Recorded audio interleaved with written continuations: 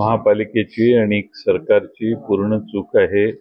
खासदार म्हणून खासदारांचं किंवा त्या मतदारसंघाचे आमदार यांचं नाव घालायचं असतं, हा प्रोटोकॉल आहे. आणि हा विरोधी पक्षाचे खासदार असले किंवा विरोधी पक्षाचे आमदार असले तरी त्यांचं नाव घालायचा प्रघात महाराष्ट्रात कायम पाळण्यात आलेला आहे, देशात पाळला जातो. आणि त्यामुळं त्यांचं नाव घालणं हे अपेक्षित आहे. पुणे महानगरपालिकेच्या आयुक्तांनी तरी त्याचं भान ठेवलं पाहिजे. ते चाकरी सरकारची करतात, एका पक्षाची नाही, याची नोंद त्यांनी ठेवायला पाहिजे असं मला वाटतं. साहेब, तुम्ही ईडीच्या कारवाईविरोधात अनेकदा बोललात की ईडीची धमकी देऊन आमचे पक्ष फोडतात किंवा हे सगळे बोलले जातात, पण आज रवींद्र वायकर एकनाथ शिंदे गटात जाणार आहेत अशी शक्यता आहे. ज्यांच्यावरती गेल्या अनेक दिवसापासून कारवाई सुरू होती, त्यांचा पक्षप्रवेश होण्याची शक्यता आहे आज संध्याकाळी मुंबईत. मला नक्की माहीत नाही, पण त्यांच्या समोर अनंत अडचणी तयार करण्यात आलेल्या आहेत. चारी बाजूंनी त्यांना घेरलं गेलंय अशी माझी माहिती आहे. किंबहुना काही दिवसापूर्वी मला ते भेटले होते विधानसभेत, त्यावेळी त्यांनी देखील कसे त्रास होतोय याची माहिती दिलेली होती. चंद्रहार पाटील आज विशाल पाटील या ठिकाणी भेटून गेले. चंद्रहार पाटील शिवसेनेत प्रवेश करतायत.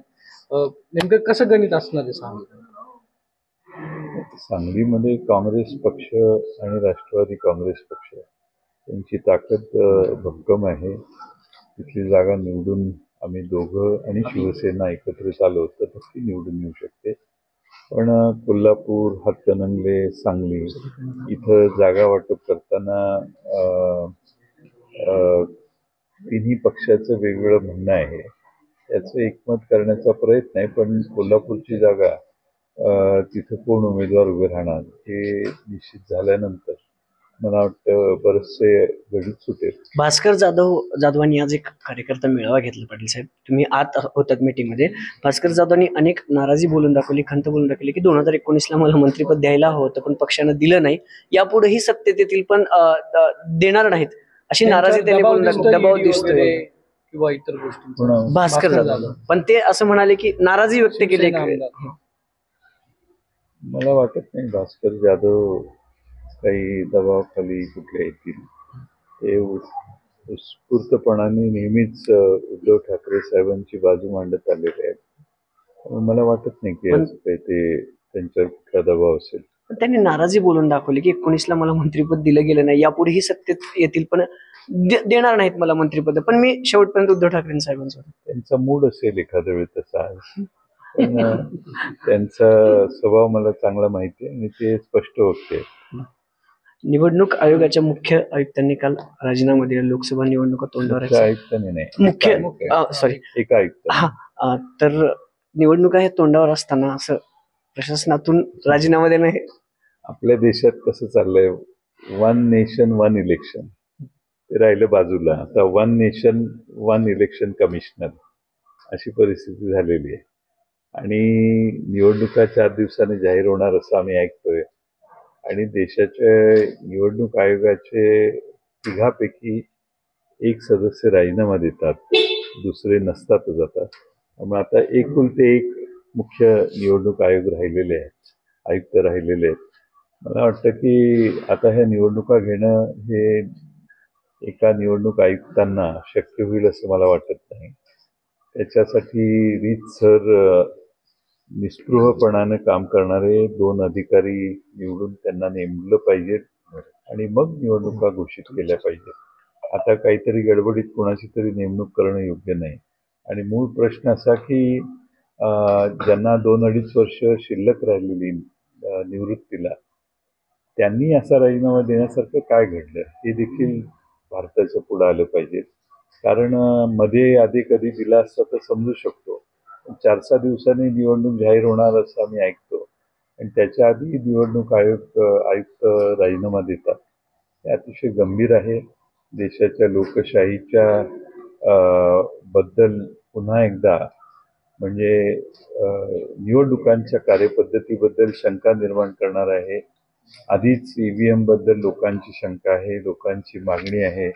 स्टॅम्प आपल्या बॅलेट पेपरवर निवडणुका घ्या, ती देशभर मागणी होत असताना असं काय घडलं की ज्यामुळे एका निवडणूक आयुक्तांना राजीनामा द्यावा लागला, याचा खरा वृत्तांत देशासमोर आला पाहिजे. राज ठाकरेंनी काल म्हटले की शरद पवार आणि पवार सगळे आतून एक आहे आणि साहेब बांधतात, टीका केली त्यांनी. सत्तेतून शरद पवार साहेबांनी गेले 50-55 वर्ष महाराष्ट्रात आणि देशात जे राजकारण केलं त्यात उत्कृष्ट काम करणाऱ्या लोकांना त्यांनी नेहमीच जवळ केलं आणि ही लोक जनतेच्या मनातली असल्यामुळे ती निवडून गेली.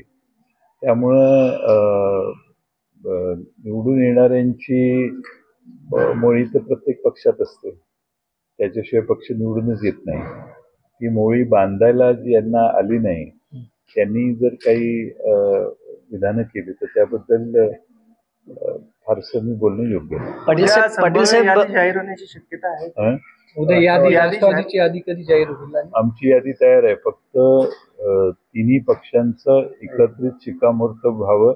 वंचित बहुजन आघाडीशी आमचं बोलणं चालू आहे, ते आमच्याबरोबर यावेत असा आमचा तिन्ही पक्षांचा एकत्रितपणाने प्रयत्न आहे आणि त्यामुळं ते बरोबर यावेत हा प्रयत्न आहे. त्यानंतर आम्ही सर्व मिळून यादी जाहीर करू. भाजपने एक 10 सूत्री कार्यक्रम दिलाय सगळ्यांनाच, नेत्यांपासून कार्यकर्त्यांना. त्यात मुख्य मुद्दा असा आहे की ऑफ रेकॉर्ड बोलणं टाळा, भिवू नका, उत्तरं देताना गडबडू नका, कुणी काही उलटफुलट प्रश्न विचारले तर त्यांना बोलणं टाळा. हा 10 सूत्री कार्यक्रम घेऊन भाजप उतरणार आहे. तो 10 सूत्री कार्यक्रम घेऊन आमच्या पक्षातले काही लोकांना तो देण्याचं काम मी करेन. 10 सूत्री कार्यक्रम भाजपचं काही स्वीकारेन न स्वीकारेन हा भाग पुढचा आहे, पण किमान हा 10 सूत्री कार्यक्रम हा माझ्याकडं मागवेन. पक्षातल्या अनेकांना हे सुचवण्याची गरज आहे, ती मी सुचवेन. साहेब, खरं तर प्रवीण दरेकरांनी बोलताना जे पुढारी सगळे सुस्तावलेले आहेत, आपल्या बैलासारखे झालेले आहेत आणि त्यांना 1 कोटी रुपये दिले तरी कुणीही त्यांना विकत घेणार नाही असं ते बोललेले मुंबईमध्ये. नेत्यांवर बोलले. पुढारी सुस्तावलेले आहेत, पळत नाहीयेत. बैला जेवढं पळतात तेवढं पळत नाहीये. त्यांना 1 कोटी रुपये दिले तरीही कोणी विकत घेणार नाही. 400 पार आता जायचंय, त्यामुळं 400 पार गेल्यानंतर या पुढाऱ्यांची काय अवस्था होईल याचा विचार करून जो तो आता मागच्या पावलाने जरा स्लो झालेला दिसतोय. ठीक थँक्यू. आघाडीचा प्रश्न आहे, वंचित आघाडीला युती करण्यात काय नेमकी अडचण आहे? आता जागा वाटप त्यांच्यासाठी काही अडचण येण्याची गरज नाही. आमच्या चांगल्या चर्चा झाल्या, त्या दिवशी देखील आमच्या चर्चा झाल्या. बाळासाहेब आंबेडकर आले होते. आमच्याकडून जो प्रस्ताव घेतला ते त्यांनी त्यांच्या कार्यकारिणी पुढे मांडण्याचं आम्हाला सांगितलं, मांडतो म्हणून सांगितलं. त्यानंतर आज परत एकत्रित यायचा विचार होता. त्याच्या आधी त्यांचं एक पत्र आले, त्या पत्रावर एकत्रित विचार करून त्यांच्याशी पुन्हा बोलणं करू. आम्हाला वंचित आघाडीला बरोबर घ्यायचंय आणि सर्वांनी ज्यांना भारतीय जनता पक्षाचा विरोध करायचा आहे त्या सगळ्यांना एकत्रित करण्याचा आमचा प्रयत्न आहे. जागा वाटप आता त्यांच्यासाठी राहिले असं आहे का? सगळ्या जागा वाटप झालेल्या आहेत? तुम्ही म्हणता त्यांच्याशी चर्चा केल्याशिवाय आम्ही आमची जागा वाटप अंतिम करणार नाही. तुमच्याकडून प्रतिसाद भेटतोय, शिवसेनेकडून भेटतोय, परंतु काँग्रेसकडून प्रतिसाद भेटत नाही असा त्यांचा आरोप आहे. नाही, असं आहे की काँग्रेस पक्ष पण चर्चेत होता, आम्ही सगळेच पक्ष चर्चेत आहोत. थोडंसं चर्चा होणार तर 7 प्रतिसाद असतोच, त्यामुळं काँग्रेससह सगळे आम्ही एकमताने निर्णय करू. काँग्रेसच्या कुणाचंही काँग्रेसमध्ये त्या बाबतीत त्यांना बरोबर घेण्याच्या विषयी मतभेद नाही आहेत. आमचे तिन्ही पक्ष एकत्रितपणाने त्यांच्याशी चर्चा करतो आणि मला खात्री आहे की बाळासाहेब आंबेडकर आमचा सगळ्यांचा आग्रह मान्य करतील आणि आमच्यावर येतील. कधी होणार आहे? 1-2 दिवसात.